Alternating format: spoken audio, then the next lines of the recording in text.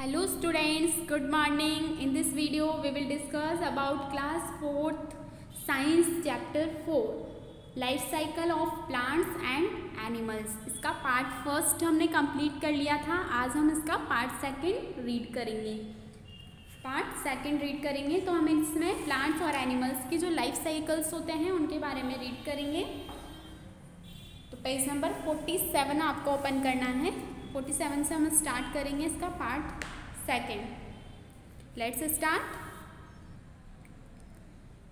हमने last video में plants की लाइफ साइकिल के बारे में रीड किया था.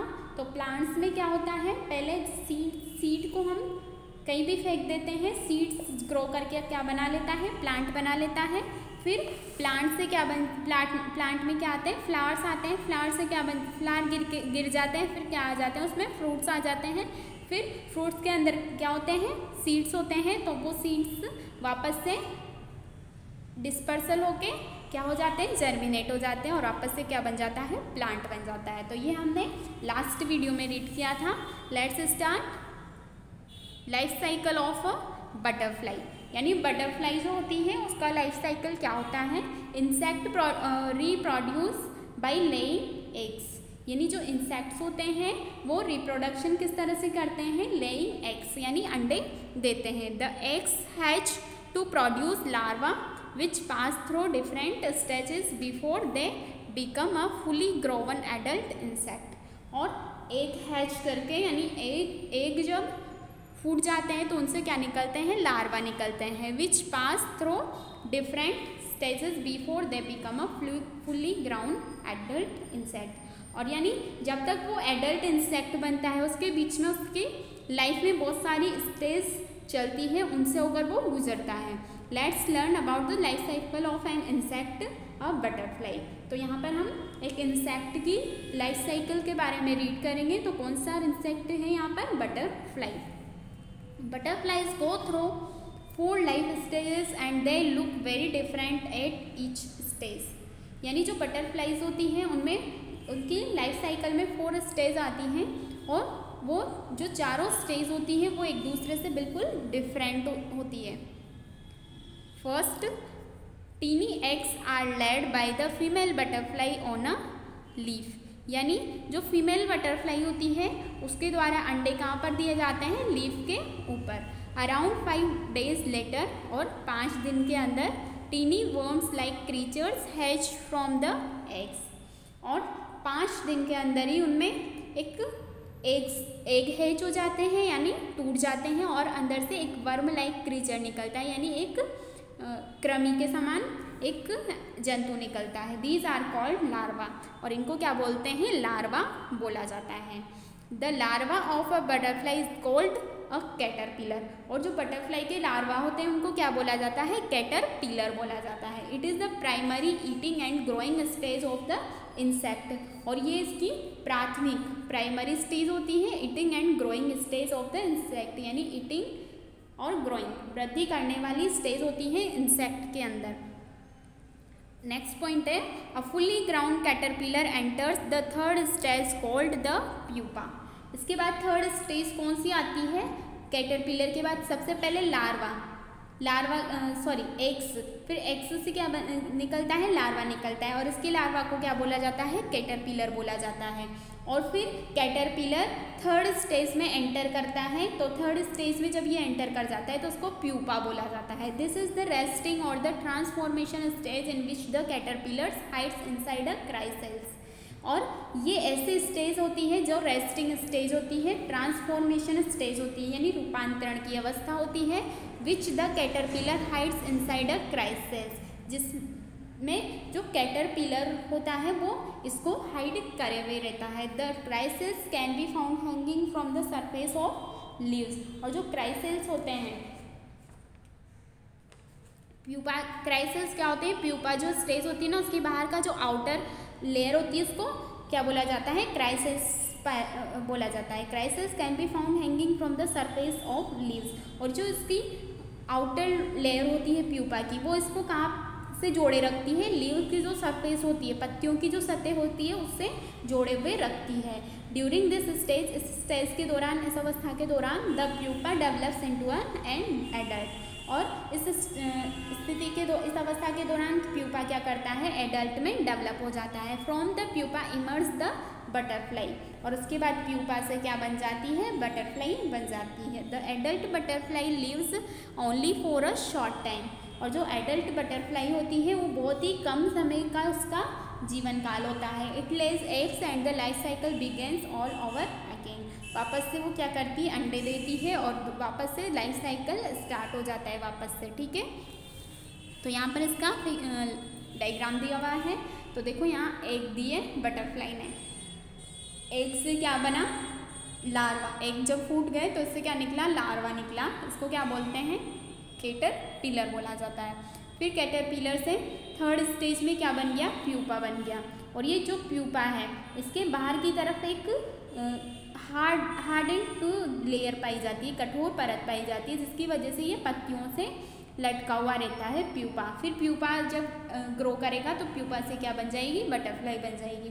फिर बटरफ्लाई वापस से एग्स देगी, एग से क्या बनेगा, लार्वा, फिर लार्वा से प्यूपा, प्यूपा से बटरफ्लाई। इस तरह से ये जो लाइफ साइकिल है ये कंटिन्यू चलता रहता है। Next etcetera, the queen Alexander's birdwing is the largest butterfly in the world, यानी दुनिया की सबसे बड़ी जो बटरफ्लाई है वो कौन सी है, क्यून अलेक्जेंड्रा बर्ड विंग। ठीक है, it is found in new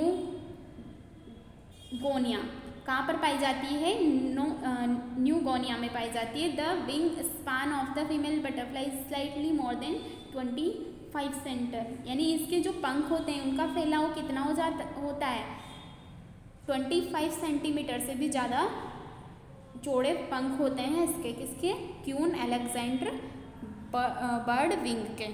ठीक है, नेक्स्ट लाइफ साइकिल है life cycle of a silk moth.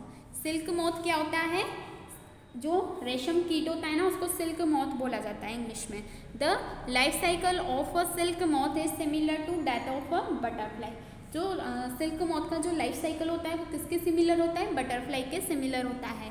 Let's learn about the life cycle of silk moth. तो यहाँ पर हम सिल्क के लाइफ साइकिल के बारे में रीड करेंगे। Tiny eggs are laid by the female silk moth on mulberry leaves, यानी जो फीमेल सिल्क मॉथ होता है, यानी मादा रेशम कीड़ा जो होता है वो एग्स को कहाँ पर देता है, मलबेरी की लीव्स। मलबेरी होता है शहतूत, शहतूत की पत्तियों पर देता है। These eggs hatch into larva, और ये एग्स क्या हो जाते हैं, फूट जाते हैं और इनसे क्या निकलते हैं, लार्वा निकलते हैं, which are known as caterpillar. और इसके लार्वा को भी क्या बोला जाता है, कैटरपिलर बोला जाता है। The caterpillars continuously eat leaves and grow in size, और जो कैटरपिलर होते हैं वो लगातार पत्तियों को खाते रहते हैं और अपनी साइज में वृद्धि करते रहते हैं, अपने आकार में वृद्धि करते रहते हैं। Then the caterpillar enters the pupa stage, और उसके बाद कैटरपिलर कहाँ पे एंटर करता है, प्यूपा स्टेज में। During this period the caterpillars spins a net around itself, और जब प्यूपा स्टेज जो होती है वहाँ उसके दौरान क्या होता है, जो कैटरपिलर होता है ना वो अपने चारों तरफ एक नेट को क्या कर लेता है, अपने चारों तरफ कर लेता है, नेट का कवर बन जाता है, यानी उसके चारों तरफ। The covering around the caterpillar is known as cocoon, और जो कैटरपिलर के ऊपर जो कवरिंग बनती है उसके चारों ओर उसको क्या बोला जाता है, कोकून बोला जाता है। Cocoon provide a protective coating for the pupa present inside it, और जो कोकून होता है वो जो प्यूपा होता है उसको प्रोटेक्टिव कोटिंग प्रोवाइड करता है, यानी सुरक्षात्मक आवरण प्रदान करता है। कौन, कोकून, किसको, प्यूपा को।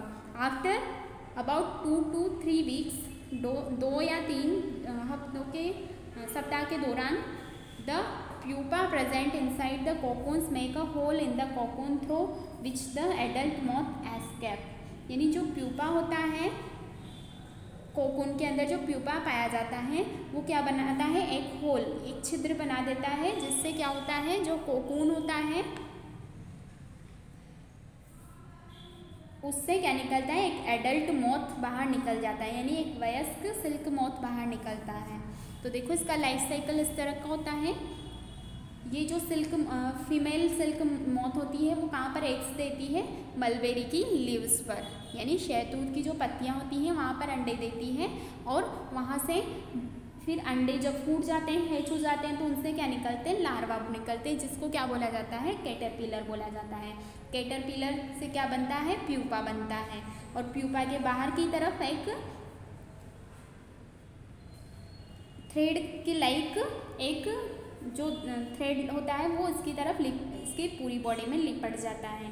फिर थ्रेड यानी बाहर कोकून टूट जाती है और उससे अंदर एक एडल्ट मॉथ बाहर निकल जाता है। तो इस तरह का होता है एडल्ट मॉथ, सिल्क मॉथ है ये। फिर वापस से सिल्क मॉथ क्या देगा? एग्स देगा, फिर वापस से यही लाइफ साइकिल कंटिन्यू चलता रहेगा।